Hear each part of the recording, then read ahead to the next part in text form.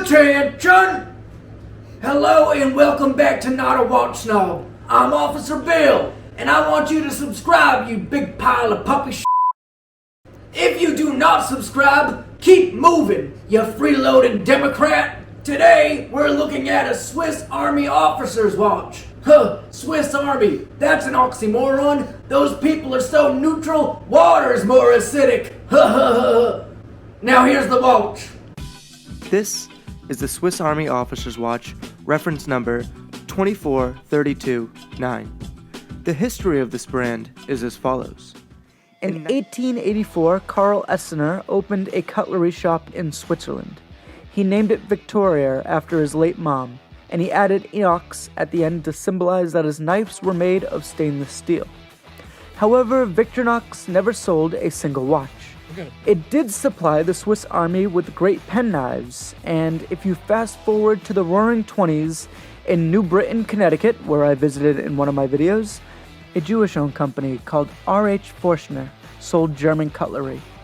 And soon World War II erupted, and R.H. Forstner had to look for a new place to buy its knives, and Victorinox was up to the challenge. Meanwhile, over in Europe, our boys in the war were fascinated by the penknives carried by the Swiss, most of which were Victorinox, and then they coined the term those Swiss Army knives. After World War II, the soldiers returned home, and there was finally a market for these Swiss Army penknives, and R.H. Forstner and Victorinox were up to the challenge, but they still did not make watches. What the fuck? Skip ahead to the 1980s, and finally they started making watches under their brand new Swiss Army brand. In 1989, the Officer's Watch line was introduced. Known for being a real hardy tool watch and its distinctive shaped cases, these watches were a hot commodity, combining Swiss quality and reliability at a reasonable price. This watch is from the mid-90s and has since been discontinued, making it somewhat of a rare find.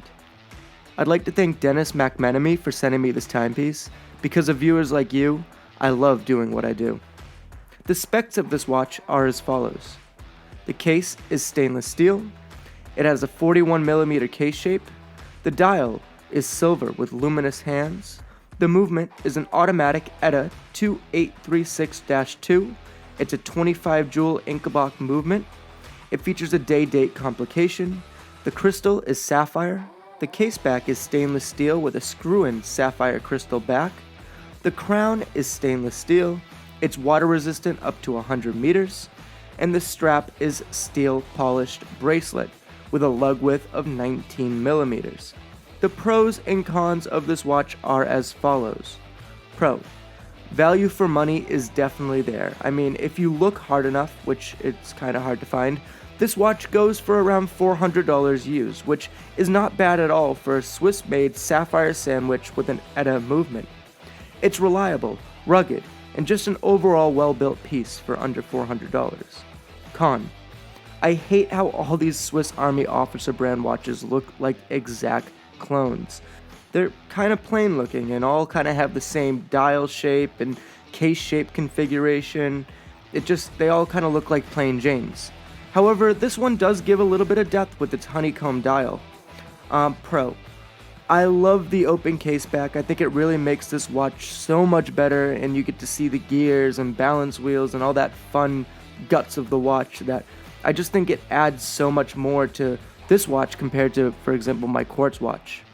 Con: I wish the numbers were loomed. Overall, the loom isn't that bad on this watch. It's just, the numbers are just there. They're just, Arabic numbers, and I kind of wish that they did a little bit more with the numbers. I mean, the dial itself is really kind of sharp, but the numbers are just not even applied indices. They're just printed on, and I kind of wish they did a little bit more with that.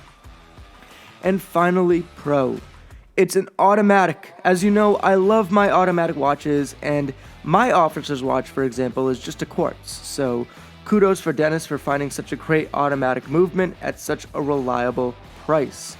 I mean, it's awesome. It's reasonably priced. It's automatic ETA.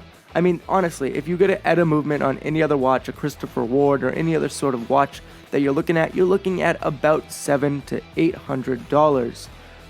This is under 4. I mean, that's not bad at all for Swiss quality and reliability. Anyway, I'd like to give a huge shout out to my fans, especially my buddy Dennis, for lending me this watch to review. And remember, I'm not a watch snob, and neither are you. Don't forget to like, comment, subscribe. Good night. Stick around after this episode to see some blooper reels of Officer Bill. Attention!